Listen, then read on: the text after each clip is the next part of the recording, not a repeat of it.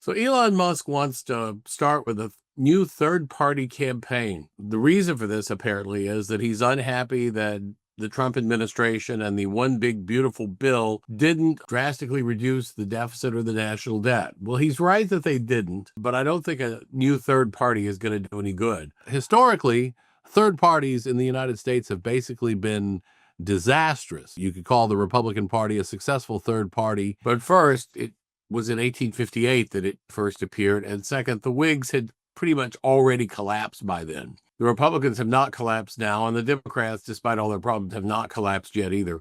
So it's really not the same. Other efforts have all been pretty sad. Teddy Roosevelt ran under the Bull Moose Party banner when he lost the Republican nomination and wound up handing the presidency to Woodrow Wilson, who is a strong candidate for the worst president of of all time, and a pretty locked candidate for the worst president of the 20th century. We had Ross Perot, who ran as a third-party candidate in 1992, and Ralph Nader ran in 2000, and some people claim he's the reason why Al Gore lost, though that's probably not true. It's just not a great record. The way the election is designed, because of the Electoral College, such that there can really only be two primary parties going at any one time, so it's not likely to work.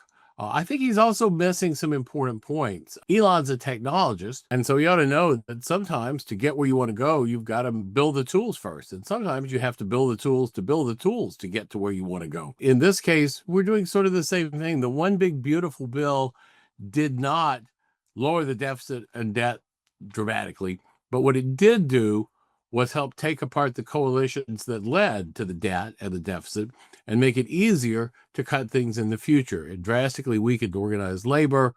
It drastically weakened higher education. It drastically weakened a lot of nonprofits and NGOs and other basically government-funded leftist activists. And that's a big deal. And it also facilitates deportations and reducing the illegal population in the United States, which gets rid of a lot of Democratic House seats that exist solely because of illegal populations in blue states, all of which helps to cement a Republican majority that can actually do things. Also, Elon did a great service by coming into politics, but that's not his greatest strength.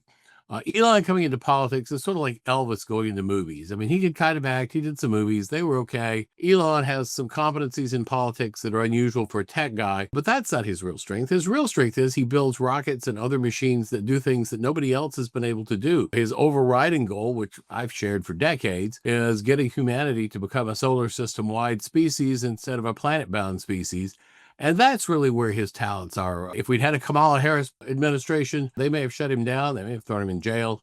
But that's been averted now, and he's free to go back to what he does best. And frankly, that's what I just think he should do.